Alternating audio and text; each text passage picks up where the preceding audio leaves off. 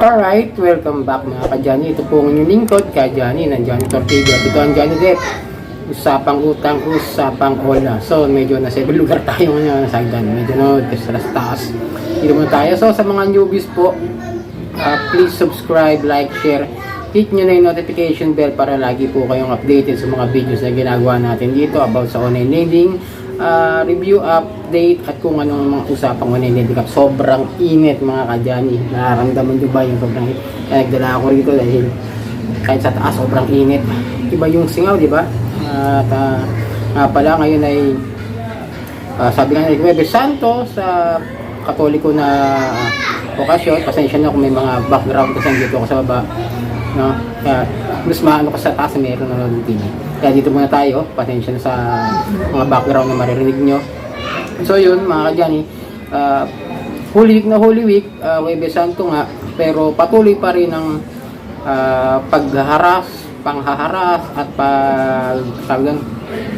patuloy na pagte-text ng mga hindi magaganda at pagbabanta ng mga OLA agents sa mga OLA victim na hindi pa nakakabayad sa kanilang mga dues doon sa mga OLA. Alam niyo naman, siyempre naghahabol siguro kumota para makapag-commission ng pang beach, di ba? Baka ganon, siguro gahabol pa kasi may ilang araw pang bakasyon. Ganyan Sabado, Linggo, may pahabol pa sila kung sakaling makasingil sila. So ito, meron tayong nakakita kaninang umaga.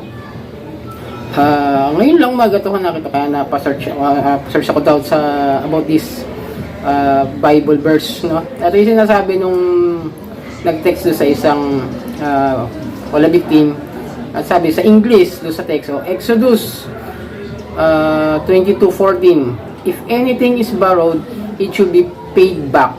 If what is borrowed is lost or injured, full restitution must be made. Unahin muna natin yun, kasi dalawa itong Bible verse na ito eh. Tsaka itong Psalm 37:21. Mamaya, paliwanag ko kasi muna itong sa Exodus na sinasabi niya, if anything is borrowed, it should be paid back. If what is borrowed is lost or injured, full restitution must be made. Linawin natin to, ha. Itong pinaka-sagrado o bawal na gawin ng mga tao na baguhin mo yung mga nakalinya dyan sa Biblia, di ba? Ito nga binago eh. Alam nyo bakit binago? Ba't ko nasabi binago? Ito, paliwanag ko sa inyo, ha. Hinahanap ko yung Exodus. Siyempre may Google naman tayo, ha, para maunawaan natin eh. Pero hindi ako nagbabasa rin ako ng Bible. Dati nung sa nung active pa ako sa aming religion. Kaya naiintindihan ko mas sa. Ngayon, sinearch ko kung tama ba yung tinranslate niya in English. So hanapin natin yung Exodus 22:14 sa iba't ibang version ng Ito yung the New International Version. Ito yung sinasabi. If anyone borrows an animal from their neighbor and it is injured or dies while the owner is not present, they must make restitution. Ngayon, alam niyo yung sinasabi, ha? May tinutukoy na bagay at hindi salapi. Ito, Exodus 22:14, King James Version. Version ng King James pala. And if a man borrow out of his neighbor and it be hurt or die, the owner thereof, being not with it, he shall surely make it good. May tinutukoy pa rin siyang bagay. Maintindihan nyo, hindi perang tutukoy o isang bagay nagbuhay kaya nga nasaktan or namatay eh.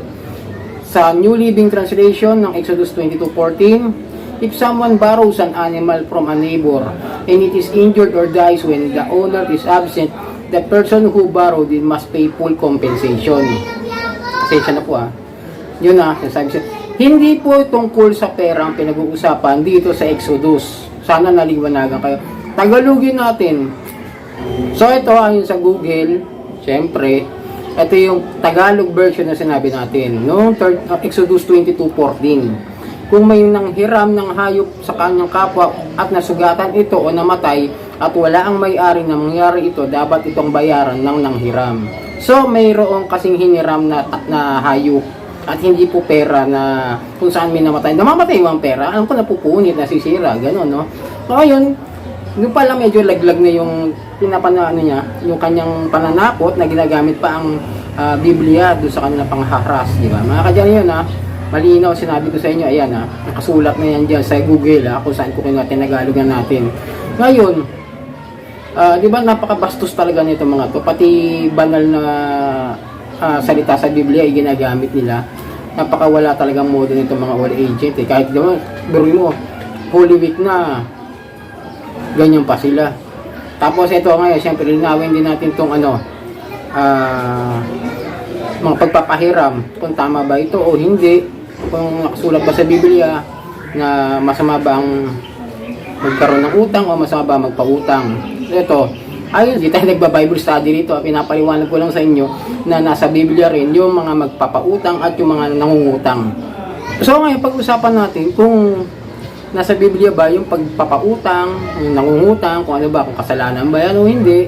Ito yung mga aral sa Biblia. Ito yung aral naman na magagaling sa Roma para maliwanagan kayo about sa mga pagkakautang natin. Depende kasi yan, no? Kung yung nagpapautang ba, labis-labis na naniningil o kung ano man, yung kung bawal ba yun o hindi, yung mga nangungutang na hindi nagbabayad, i-explain ko naman sa inyo kung bakit mali naman talaga hindi tayo magbayad. At yung mga nagpapautang, may mali rin na kapag sobra-sobra, bawal na po sa Biblia. Ito po yung sinasabi, no? Sa Roma 13:8, ang dating Biblia, huwag kayong magkautang ng ano pa man sa kanino man, maliban sa mga ibigan kayo, sapagkat ang umiibig sa kanyang kapwa ay nakaganap ng kautusan.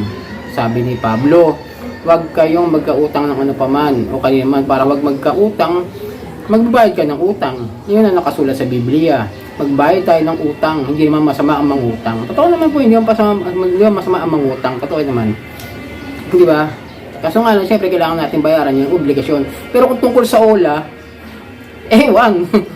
And nauuna pang gumawa ng mali at kasalanan yung mga yan dahil nga sa pangaharas nila. Sabi ko sa inyo, ulitin ko wala pang ang due date. Wala pa, halos wala pang due date. O mismo due date na, tapatan natin. Pero puro pang harassment na, di ba? Pero hindi naman lahat ng OLA. O kaya sabihin ko sa inyo, hindi lahat ng OLA. Hindi lahat, hindi karamihan. May mga ilan-ilan talaga dyan na legal ang ginagawa ng kanilang pangungulekta. So yun, isa yun, no? Ito naman, ito yung sinasabi ng iba, yung sa awit, ito pala yung kanina sinasabi ko sa inyo. Ito, yung sinasabi ko sa Psalms, sa awit, sa Psalms 37:21. The wicked borrows but does not pay back, but the righteous is generous and give. Diba? The Bible is clear that when someone is borrowed, it should be paid back. Tama nga naman yun eh. Kailangan nga natin ibalik ang kulit natin. No? Ba tayo paulit-ulit? Kailangan natin bayaran yung obligasyon natin ng utang. Kaya nga sabi ko kasi, lilinawin natin kung sa OLA ito mangyayari. Ito sinabi niya sa awit 37, ito yung Tagalogin natin. Ang masama ay humihiram at hindi nagsasauli. Ngunit ang matuwid ay nahahabag at nagbibigay. Ang masamang nangihiram, hindi nagsasauli. Pag hindi mo isinauli, masama ang sabi ng Diyos doon.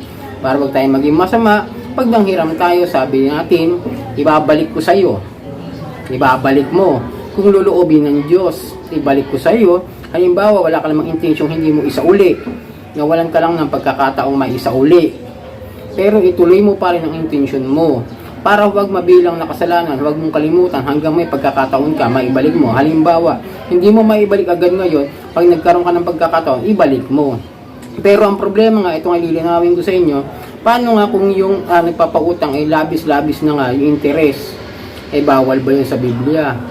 Malamang bawal sa Biblia yung sobra-sobra, kasi sinabi naman ni Juan Bautista yan nung siya ay nangangaral bago pa si Kristo dumating, di ba? At papakita ko sa inyo, sinasabi ko sa inyo na ang pangaral ni Juan Bautista na tagapagbautismo. Sinabi niya, tinanong siya ng mga tao, ito sa Lucas 3:7-18, tapos nasa Gis, tinanong siya ng mga tao, kung gayon, ano po ang dapat nilang gawin? Sumagot siya sa kanila. Kung may karoon, ito ka. Kung mayroon kayong dalawang balabal, ibigay mo ang isa, wala. Sa wala, ganyan din ang gawin pag may pagkain. Ito naman sa mundo niyan, sa 12. Dumating din ang mga maniningil ng buwis. So sabihin natin hindi maniningil ng buwis, mga kolektor ng pautang. Kunwari si Ola yan. Upang magpabautismo, sila nagtanong sa kanya. Ang tanong, Guro, anong dapat namin gawin?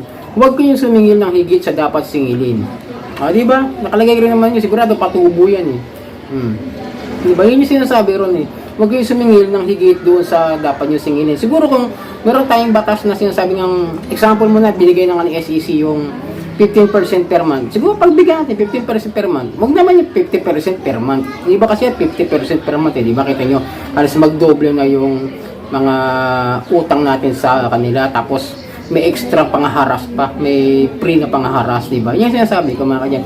Yan ang sinasabi ko na yung OLA, hindi naman masamang manghiram dyan. Pero kung alam nyo, bago kayo humiram dyan, alamin nyo yung history, kung yan ba may history ng mga harassment, may history ng kung ano-ano na nanggugulo sa mga contact, tignan nyo muna bago nyo hiraman. Siguro kung legit, pwede.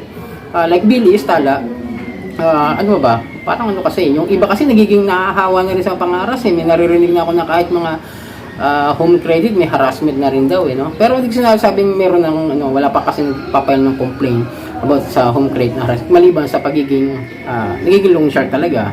Pagiging loan shark din nila. Yun. Pero yung harassment, wala pa akong siya narinig sa home credit. Pero meron pa ang ilan yan, kumbaga isolated cases. Pero I don't know kung talagang, kasi merong mga nagpo-post sa mga OLA victim harassment group, yun nga, na meron. Pero hindi ko sinasabing ganun ha. Sabi ko lang, may mga meron mga nakiklaim. Pero sabi sa inyo, yung mga labis na pagpapautang, yung mga pagpapatubo, ay bawal din o kasalanan din. Ngayon, tayo namang mga nangutang, dapat maibalik natin. Pero ang tanong, maibabalik pa ba natin yun kung tayo siniraan na? Sabi nga sa inyo, ako, hindi ako nagtuturo rito na huwag niyong bayaran yung mga utang niyo. Kasi sabi ko is, kung kayo nasiraan na ng tao, tapos ayaw naman nila sabihin kung anong ula yung nanghahara sa inyo, ayaw naman nila sabihin kung ano yung nanggugulo sa inyo, yung nanggugulo sa mga contacts ninyo, di ba? Paano mababayaran yung mga yun kung sila mismo ayaw rin nila sabihin, di ba? Pang tanga lang, di ba? Yun yung sinasabi ko. So yun, dahil nga ngayon ay Holy Week, medyo nag-Holy Week edition tayo about sa OLA. Sana naintindihan niya, sana nakabigbigay tayo ng kaunting kaalaman to sa Biblia at saka sa mga utang natin, sa mga pautang ng mga OLA. So ayun, sa mga pautang ina ng mga OLA, parang mura no. Pero ayun, sana nakabigay ako ng advice sa inyo ngayon sa mga victims. At maraming salamat. Ito po ang inyong lingkod, Ka Johnny ng Johnny Tortibet. Ito ang Johnny Depp, usapang utang, usapang OLA.